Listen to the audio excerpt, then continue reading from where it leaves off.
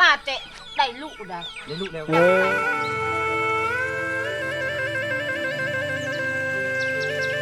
กระบุงเก้าแก่ตะกี้นี่พี่น้องตะ เขาหุ่นเขายังใช้ห้างไม้ตะกี้อยู่นะนี่พี่น้องหากก็เคยเห็นเป็นครั้งทมิตรชี้ลังต้อได้เลยพี่น้องมีอยู่53บ่ได้ซอยอีพออีแม่เนาะเฮ็ดงานอยู่เช่นบ้านเฮานี่ชั่วหลายละอยู่เวียงไทยก็เคยไป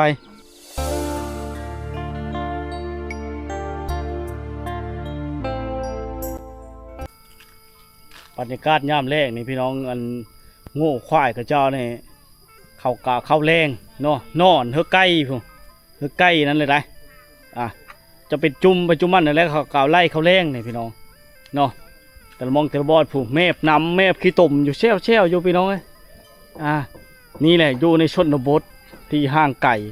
ถ้าเราได้มาสัมผัสตัวจริงนะถือว่ามีความสุขหลายเลยได้เห็นบรรยากาศเก่าๆพี่น้องดินแดนข้าวสาวงามเนาะสาวเมืองใส่บัวทองโอ้ควายเขายังหลายขนาดพี่น้องเนี่ยบานนี่ยังหลายเลยเขาจะพุไว้แบบนี้แล้วเขาจะย้ายไปเรื่อยๆนะเพื่อให้มันเป็นพุ่นเนาะพี่ท่างนี้แห้งคักผู้โอ้ไกลขึ้นเลยนะพี่น้องไกลขึ้นเลยได้น่ะโอ้ผู้ลากไผ่ลากมันนี่นอนอุลุกไปเลยอยู่พี่น้องเลยเนาะโอ้ย่างใหญ่ก็อยู่พี่น้อง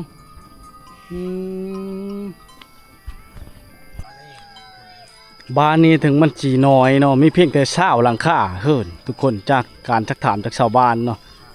งัวมันจะอยู่ในนั่นนะอยู่ตามเดินบ้านเลยนะฤดูกาลนี่ฤดูฝนแล้วทุกคนเนาะทางเขาจะก้าวกระเกตไม่ไหมในอนาคตตามการทักถามจากชาวบ้านจะน่าจะได้ทั้งอย่างเลยบ้านนี้เป็นหมู่บ้านไส้เด่นที่ติดจอดกับเมืองเวลาบุรีเนาะ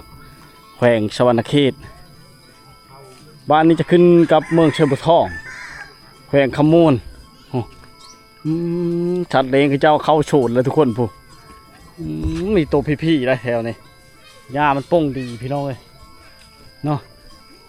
ชาวบ้านเขาเจ้าพี่น้องเลยเป็นบ้านที่บกว้างนะบ้านนี้ก็ได้ไฟฟ้าไม่ไหม้ชิไม่ไหม้นี่พี่น้องมีฮอตมอแบงได้ถึงบ้านชิน้อยกันแต่ก็สะดวกสบายสัญญาณอินเทอร์เน็ตก็มีเนาะเนื่องจากเขาเจ้าใช้มาแต่พุ่นแหละใช้มาแต่เมืองวิลาบุรีเนาะละสัญญาณอินเทอร์เน็ตเนาะ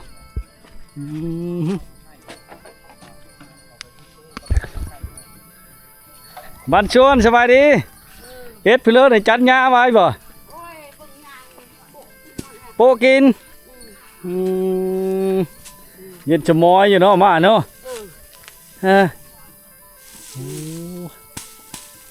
คือสิเก่าแก่พอสมควรบานแต่บอกกว้างไปเลยชั่วลายเขาย้ายไปทางเลิกบาน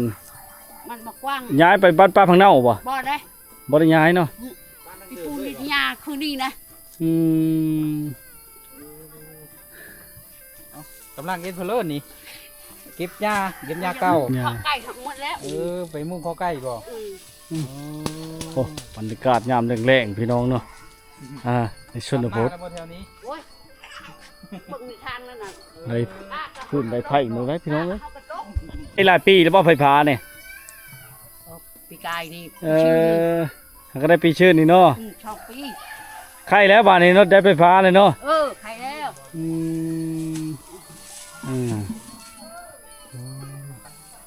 เวลาไปตลาดตะลี่ไปทางใดนี่นะคุณนะจะชุมว่างคุณบ่เชิญทางเล็กชิปทางสบายคันไปทั้งไปใช่เมืองใช่บัวทองในไกลเนาะโอ้ฮะนี่กับบันทงเตอนี่บันทงเนอนี่บันเตอบันทงเนอทงเตอพุ่นเช็ดแห่พุ่นบกโดยไก่เนาะไก่สบายดีมาที่เชลเลอร์นี่นะมาแต่เฮิร์นนี่แหละออกไปจอบไก่จะไปจอบไก่ยำกับค่ำเขาในลุงมันกินข้าวกาแล้วก็เริ่มไปยามเบิ้งไม่ยั้งกันนะพักพ้าวะนะโอ้พักพ้าแบบไม่ชาเอาเองบ่โอ้ไม่เท่าไอเดียดีไป จะดีมีแห้ง บ่ มาแต่วิลาบุรีนี่แหละ เออ พี่เหลอ อันยกมาแต่เวลาเอานี่ โดย อันนี่เนาะ โดย อย่ากลับคืนบ่ เว่ายังเว่าบ่ได้บางเทื่อก็เมื่อทั้งหน้าหมูนี่จักไปทางเลิศบ้านหน้าหมูกะ ไปโกดเนาะ ลัดเป็นทางนี้เฮา ไปนี่ เฮาบ่เคยมาทางนี้เฮาก็มาทางวิทย์มาเที่ยวชมบ้านนี่อ่า พ่อแม่ตายดับหมดเลยลูกกับป้า อืม อยู่น้ำเอ๋ยน้ำนองขณะเราก็ไปเลย โดยบ่ได้ฮอดไผพาฉันเจ้าอ่ะ บ่มีเงิน อืมก็เลยอาศัยอยู่น้ำพี่น้ำน้องเนาะ ทุก อยู่ผู้เดียวเลย บ่มีเงินใช้ โดย อยู่น้ำเอ๋ยน้ำนองไปโตไปนอนตื่นช่วย ทุ่มนุ่ม เอ้อ ไก่ออกมาตอดเข้าในลุ่ม อืม เออ เนี่ย แม่ เนี่ยฝนตกลาแล้วฝนน่ะก็ตกว่านไปชื่นนี่ได้นี่นะ โอ้ ทั้งเลิกอะทั้งบ้านเฮาจักตกหรือบ่น่ะยังบ่ได้เบิ่งอยู่ทางอัจฉพร ทางใดบ้านเนี่ย บ้านคอยอยู่อัจฉพรบ่ได้นำมาเกิดพุ่น เนาะไปเนาะไปตาม โดย ตาม มัก เรื่องมัน โดย ไปเวียกมัน มักในชนบทไปได้ก็ว่า ไปไกลเช่นก็ไป นี่ก็ไกลได้นี่น่ะ200กิโลพุ่นมาพุ่น เวียกแหละนี่นะเวียกไป โดย หอดมือไป ป้าอยู่ดีมีแห้ง จะดีไม่ให้ อ่า ไล่ไก่น้ำ โอ้พี่น้อยเนาะเฮ็ดเพื่อในไล่โง่ข้าวแรงบ่โอ้ไล่โง่ข้าวแรงนะบรรยากาศยามแรงๆนี่พี่น้อยเนาะชาวบ้านเขาเจ้ากะเอาโง่เอาควายเขาเคาะแล้วทางนี้ก็เกือหมูนี่พี่น้องเกือเป็ดเกือไก่เกืออะลิเพิ่นว่าเนาะภาษาเขาเจ้าอะลิมานี่เลยนี่มานี่ จ้า อาจ้อโอ้คันงัวตะแกรงบ่ มันมาเตะได้ลูกได้ ได้ลูกแล้ว เออ มันอยากกิน เป็ดไก่หลายหมู่บ้านเลยพี่น้องหมู่ก็หลาย ชอบ ถือว่า หาอยู่หากินธรรมชาติมันจะบ่ เขาว่าจะไปได้ลูก ช่องมัน ได้ลูกแล้วเบิ่งนมมัน แม่นเลย มันจะเกิดลูกเลย กูแล้ว พอแล้วก็ไปนำมาเนาะโอ้พี่น้องกระบุงยังใช้อันนี้เนาะ ยังใช่ก็ได้มันขาดแล้ โอ้ ว กระบุงเก่าแก่ตะกี้เด้อนี่พี่น้องแต่เก่าคาตะกี้เขาเจ้าบ่มีโล่ชิงโล่เป็นหยังนะติดนะ แต่มันนี่มือ น้ำหนัก จะเก่า เออ นะ จะพอกเชือกกระบุงนี่10,000แม่นความละว่าเลย หาบเอา 10,000 20,000แล้ว หาบ พอ มัน มัน นี่ นี่ แห แห ละ ละ จะเก่าหนเข่า หาบแล้วตะกี้ข้าวมีล้อมีเกณฑ์เนาะ เดี๋ยวนี้มันหมดแล้ว นี่มีสุหินด้วยเนาะ เข้าไปได้ บ่ ชา จะเห็นแล้วนี่ยังเห็นอยู่หมู่บ้านนี่พี่น้องเอ้ยยังใช้แบบดังเดิม เห็นก็มันขาดเลย ตะบีได้ใส่มานี่ โอ้แต่มือยังน้อยครู แต่ยังน้อยผู้ป้า อันมันไล่อันนั้นเด้มันล้างจริงเด้บ่แม่นเขากินเด้ คือสารเองบ่ ก็สาร เจ้าเชี่ยวชาญบ่เป็นแล้วเนาะ บ่ได้ เป็นพอสารเฮอเนาะ พี่น้อยเนาะนี่แหละบรรยากาศยามแรงเขาเจ้าเกือหมู่นี่ยังใช้ห้างไม้ตะกี้อยู่นะนี่พี่น้อง ก็เป็นห้างไม้เลย ห้างไม้เจาะเอาไม้แก้ร้อนนี่เนาะแก้ร้อนหรือหม้อร้อน แก้ร้อน ไม่เตะ ไม่เต้ โอ้ไม้เตะค่าอย่างดี เก่า ไม่เต้เลยเนาะ ห้างเกือหมู่แล้วพี่น้องเอ้ยนี่แหละบรรยากาศยามแรงๆโอ้ย อ่ะ นี่แหละหาเบิ่งหาชมระยะในปัจจุบันนี่พี่น้องเอ้ยเนาะนี่เพิ่นล่านี่ถือว่าหลังใหญ่ขนาดพี่น้อง3หลัง4หลังมาโฮมเดียว เฮ้ยชาวดอนนี้บอกนี่ ตัวนี้บ่เฮิ่นชาวดอนน่ะดอนหรือดอน โดยจะดอน ดอน ดอนดาว โอ้เถอะพี่น้อง อันนี้จะเป็นเฮิ่นอีกหลังหนึงหลังหนึงเป็นชี้หลังพี่น้อง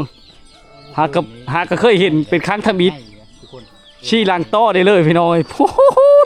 อันนี้เป็นเฮิร์นโค้นะ เออ เฮิร์นยุ่ นึกเลย ก่อนแล้วก็เฮิร์นตัวนี้อีก จักตัวเริ่มเป็นเฮิร์นโคนี่ฮะหลังมุงแปนนี่บ่โอ้ นี่เฮิร์นยูเฮิร์นนอนเนาะ เออน อนจะคนนี่ พุ่นได้เฮินมาน อนหลายคนได้บ่ 4-5 คน 4-5คน อื เนาะ มนี่พี่น้องยามแรกๆนี่เขาเจ้าคือชิแม่นเหล่าขาจะลุงนะตามเดานี่เตียนถามพี่น้องกันแม่นหรือบ่เนาะพี่เลิศนี่ล่ะ เราคาดุ้ง เหล่าขาจะลุงโอ้ยพอดีแล้วฝนตกแล้วบาในปลาขึ้นแล้วเนาะยามได้ฉลาดมันถือลีรอย ามนี่ก็ทึกกับน้ำลาย อืม น้ำเสียยังทันมาลายอยู่ คักเด้อนอนมาติดกับเช่เลยเนาะ เออ โอ้ยพี่น้อย โอ้ข้างนี้ก็เฮิดหลัง4หลังติดกันเลยนะจักครอบครัวนี่4หลังนี่ เฮ็ดคาสลุง อาจจะทุ่งงอกโอ้ยามพลก็ไปตึก สองครอบครัวแต่ได้เฮิด4หลังโอ้ อยู่นี่นะ ดูลามาเฮาขนาด ปลา ลึกอีหลีพี่น้องเอ้ยอ่า ตามเบิ่งนี่เป็นเฮิร์นเก้าเนาะตัวนี้เนาะ เออ แต่ว่ายังมีทันยมัง มีอยู่53ต้นเฮิดหลังเดียวนี่พี่น้องอัน4หลังมันต่อกันเลยนี่เนาะเสา53ต้นความใหญ่นี่ป้อถือว่าใหญ่กว่าในหมู่บ้านลึกอีหลีพี่น้องเอ้ยถือว่าตั้งแต่ที่ไปเที่ยวหลายหมู่บ้านมาเนี่ยก็เห็นแต่บ้านหลังเดียวนี่แหละที่เฮาได้เห็นแบบหลังมันต่อหลายๆถือว่าย่างมาได้เมื่อเลิ่นนะพี่น้องนะอันนี้มาได้ชิเลิ่นนะ มาหน้า แต่หน้าได้เพื่อมากิน บ่ได้สังบ่มีหยัง เสียยามันต้นบ่ บ่ เรามาเทนหน้าพี่น้องเอ้ยเนาะนี่แหละบรรยากาศยามแรงๆให้พ่อแม่พี่น้องในบ้านที่ตารับชมไปพร้อมๆกันเนาะ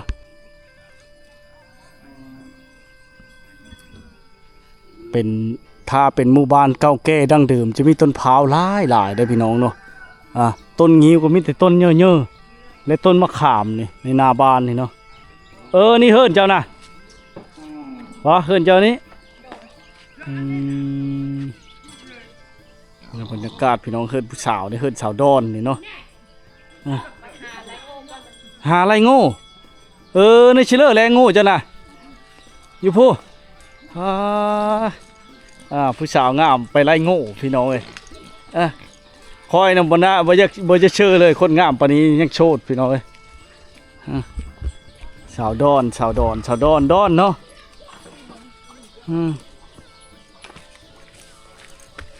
นี่แหละพี่น้องบรรยากาศอันนี้โง่เขาบ่นี่ละผู้สาวโง่เจ้าโอ้ได้โง่หลายเลยบัดย่ามมัน แม่นบ่ได้แม่นงูคอยนี่งูคอย2โตนี่ ช่องโตนึงอันนี้โง่เขาทั้งหมด แม่น โอ้นี่แหละขยันหมันเพี้ในสาวในชนบทพี่น้องเอ้ยยามค่ำนี่มีแต่ไปหาไร่เอาเนาะว่า แม่น มื้อเช้าเลยป้อยพอได้ซอยอีพออีเมเนาะหลายคนบ่คนเฮิรนเจ้าน่ะ คนจะเฮ็ดคอยว่า โดย คน เออ ได้6คนก็จะไปเบิดแล้ว เขาไปเฮ็ดงานบ่ แม่น แล้วบ่มีผู้เจ้าเขาอีพออีเมแล้วเจ้าอยู่นำบ่ แม่นมาค่อยมาเฮ็ดงาน เจ้าหากะมาบ่นี่ จ้าก็มา เคยไปเฮ็ดงานบ่ ไปเฮ็ดงานได้2เดือน3เดื เออไปเฮ็ดงานอยู่เช่น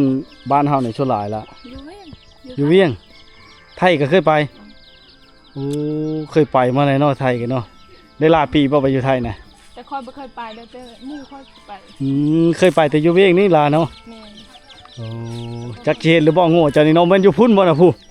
แม่นบ่น่ะ ไปเฮาเคาะแล้วน่ะงูค่อย เขาไล่เฮาแหละบ่แล้วเขาปล่อยเฮาบ่น่ะลำหาโง่เนาะผู้ชาวหาโง่พี่น้องเขาพัดเอาเข้าแรงเฮอเรียบร้อย เขาเฮาแรงเฮาเลย ใช่นี่บ่ได้ไปเตะต่อบ่ชุมผู้สาวชำน้อยนี่ฮะเตะนพ่อพากันนั่งแอนล่มกันแล้วนี่เนาะมาแต่หน้าไม่เมย บ้านน้อย ผู้สาวพาโลบ้านไปหาโง่เฮ็ดแล้วบัดนี้ชิมื้อได้เนาะผู้สาว เดี๋ยวเขาไล่เฮาเคาะเฮาแล้วว้าว ดีขนาด สาวดอนนอนพีแหละ เพิ่นมาหาโง่เด้ หาโง่ มาหาโง่แต่เขาไล่เฮาแล้วนะ คันมาผู้บ่าวพอดีเอามื้อเลย อย่ามามานำอ้ายไปกินต้มไก่ ป้าจะมากินต้มไก่ป้าชอบ โอ้ย มีว่าไก่ต้มแรงนะ นี่อยู่ว่าไก่ต้มน่ะ โตเท่าไรไก่บ้านเฮานี่แพงบ่ ตัวละแสนนี่แหละ ตัวละแสน โอ้ตัวใหญ่ว่าตัวละแสนทำเลย มันใหญ่แต่น้อยฉันได้ วัด ของ ผู้ป่ะมาหางูเขาไล่เฮาแล้วไล่เฮาแรงเลย แล้ว